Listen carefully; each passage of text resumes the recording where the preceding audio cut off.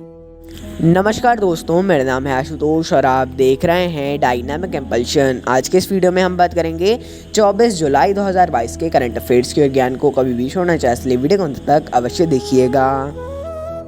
सबसे पहला प्रश्न है, हाल ही में नीति आयोग ने किसके साथ आशय के वक्तव्य पर हस्ताक्षर किए?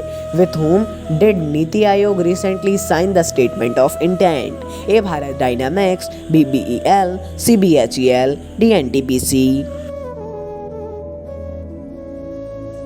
And the right answer is NTPC। तो हाल ही में NTPC और नीति आयोग इन दोनों ने ही आपस में आशय के वक्तव्य पर हस्ताक्षर किए हैं। स्टेटमेंट ऑफ इंटेंट इसे इंग्लिश में बोला जा सकता है। इंग्लिश में इसे यदि इंग्लिश में तो इंटेंट करके कहते हैं, लेकिन हिंदी में इसे आशय पत्र पर भी कहा जा सकता है। इसका क्या उद्देश्य है? इसका ये उद्देश्य है कि जो शुद्ध शून्य ग्रीन हाउस गैसेस हैं उन पर रोक लगाना टाइप के अलग अलग नियम, कायदे कानून के लिए एक पूरा रोड मैप तैयार करना। कायदे कानून क्या, हर एक चीज़ उनके लिए रोड मैप को तैयार करना, जो कि एक बहुत ही ज़्यादा अच्छी बात है। अगला प्रश्न है, दिनेश गुणवर्धने किस देश के प्रधानमंत्री नियुक्त हुए? Dinesh Gunawardena has been appointed as the prime minister of which country? A. Zimbabwe, B. Indonesia, C. United Kingdom, D. Sri Lanka. And the right answer is Sri Lanka. तो हाल ही में श्रीलंका के प्रधानमंत्री दिनेश गुणवर्धने नियुक्त हुए हैं। 6 बार प्रधानमंत्री रहने वाले रानिल को राष्ट्रपति का पद सौंपा गया था, जैसा जिसका हमने प्रश्न लिया था। रानिल विक्रमसिंघे को प्रधानमंत्री थे लेकिन राष्ट्रपति बनाया गया, और अब दिनेश गुणवर्धने को प्रधानमंत्री। अब ऐसा बोला जा रहा है कि इन दोनों पदों के आने के बाद शक्ति एक ज़्यादा हो गई है, शक्ति भी बढ़ती जा रही है, और एक मेन बात कि अब इनकी जो और ज़्यादा कंडीशन है वो और ठीक हो रही है। मतलब और ज़्यादा अच्छी तो नहीं कह सकते, लेकिन हाँ ठीक होती जा रही है, तो थोड़ा थोड़ा यदि जब से इनका पदभार संभाले हुआ है तब से। अगला प्रश्न है, श्रीलंका में होने वाला एशिया कप अब कहाँ खेला जाएगा? Where will the Asia cup to be held in Sri Lanka now be played? A. Bangladesh, B. Tajikistan, C. Bharat, D. संयुक्त अरब अमीरात। And the right answer is संयुक्त अरब अमीरात। तो 2022 में एशिया कप को श्रीलंका में खेला जाना था। श्रीलंका ने इसकी ऑफिशियली घोषणा भी की थी, लेकिन आप सभी को पता है वहाँ की परिस्थिति को देखते हुए, स्थिति को देखते हुए अब इसे संयुक्त अरब अमीरात में खेला जाने वाला है। इसकी पुष्टि किसने की है? BCCI के वर्तमान अध्यक्ष सौरव गांगुली जी ने इसकी घोषणा और पुष्टि करते हुए इसकी पूरी जानकारी दे दी है, जो कि एक अच्छी बात ही है कि रुकना नहीं चाहिए। अलग जगह पे उन्होंने शुरू कर दिया है, इसकी घोषणा वगैरह कर दी है। जल्द ही हमें एशिया कप देखने मिलेगा। देखते हैं कैसा क्या होता है, उसकी न्यूज़ भी हम आपको अवश्य बताएंगे। अगला प्रश्न है, हाल ही में ड्रीम स्पोर्ट्स ने किस देश की क्रिकेट टीम के साथ समझौता किया? Recently, Dream Sport has tied up with which country's cricket team? A. Namibia cricket, B. भारतीय cricket, C. England cricket, D. New Zealand cricket. And the right answer is New Zealand cricket. तो हाल ही में dream sports ने New Zealand cricket के साथ में समझौता किया है। यह पंचवर्षीय समझौता है, 5 वर्षों के लिए किया गया है। हालांकि ये उतना ज़्यादा इम्पोर्टेंट नहीं है, फिर भी यदि बोला जाए तो मैं नहीं बोलूँगा इसको इतना ज़्यादा इम्पोर्टेंट, लेकिन हाँ उतना ज़्यादा मतलब कि ऐसा मत समझिएगा कि नहीं है। मैं बता देता हूँ यदि बिल्कुल नहीं होता, लेकिन हाँ ये इम्पोर्टेंट उतना ज़्यादा नहीं है, लेकिन थोड़ा सा माना जा सकता है, इसलिए याद रखिएगा।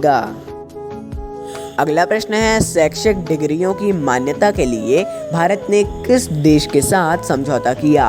With which country did India sign an agreement for recognization of educational degrees? A. Japan, B. Brazil, C. संयुक्त अरब अमीरात, D. United Kingdom. And the right answer is United kingdom.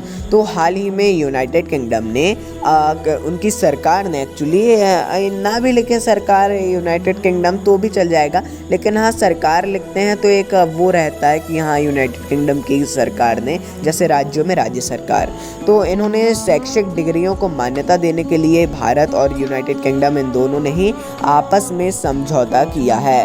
अब यदि कोई भी भारत से डिग्री ले करके वहाँ पर जाता है और यदि विशिष्ट संस्थान है, कोई भारत का चुने गए होंगे, अब कोई विशिष्ट संस्थान है भारत का, तो वो उसकी डिग्री भी मान्य होगी यूनाइटेड किंगडम में। या तो पढ़ाने जाए, नौकरी करने जाए, और या तो पढ़ने जाए स्वयं भी, तो भी उसके लिए। अगला प्रश्न है, स्मार्ट सिटी फंड के उपयोग के लिए कौन सा राज्य शीर्ष स्थान पर रहा? Which state topped for utilization of smart cities fund? A Madhya Pradesh, B Manipur, C Bihar, D Tamil Nadu.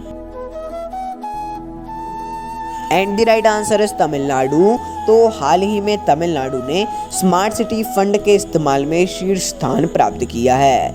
इन्होंने अभी तक तो तमिलनाडु ने 3,932 करोड़ रुपए खर्च किए हैं स्मार्ट सिटी के लिए, और उत्तर प्रदेश इसमें दूसरे स्थान पर है। स्मार्ट सिटीज़ 100 बनना है अभी तो पूरे भारत में। स्मार्ट सिटीज़ का अधिकतर क्या लगभग समझ लीजिए पूरा हर 100 के 100 जगहों पर काम शुरू हो चुका है। आधा काम लगभग हर जगह हो चुका है। अच्छी बात है। बस यही है कि स्मार्ट सिटी बोल के एक वो हो जाता है कि जो स्मार्ट सिटीज़ बन भी चुकी हैं वो भी पूर्णतः डेवलप्ड नहीं है। उनकी जो मेन जगह हैं वही सिर्फ डेवलप्ड बताई जा रही हैं, जितना मेरे को पता है। अभी तो मैं नहीं हूँ स्मार्ट सिटी में किसी भी, लेकिन मैं जिस में गया हूँ उसमें मैंने यही हाल देखा है। अगला प्रश्न है, हाल ही में किस देश के प्रधानमंत्री ने अपने पद से इस्तीफा दिया? Which country's prime minister has resigned from his post recently? A Morocco, b France, c Italy, d Germany. And the right answer is Italy. तो हाल ही में मारियो ड्रैगी, इन्होंने अपने इटली के प्रधानमंत्री के पद से इस्तीफा दिया है। फरवरी 2021 में उन्होंने पदभार ग्रहण किया था और लगभग 1.5 साल के अंदर इन्होंने अपने पद से इस्तीफा दे दिया है।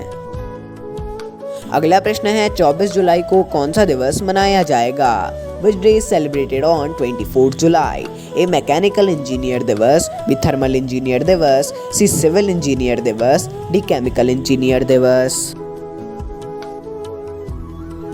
And the right answer is thermal engineer दिवस। तो प्रत्येक वर्ष 24 जुलाई को राष्ट्रीय थर्मल इंजीनियर दिवस मनाया जाता है। इसे थर्मल इंजीनियरिंग उद्योग को आगे बढ़ाने के लिए, इनको बढ़ावा देने के लिए मनाया जाता है।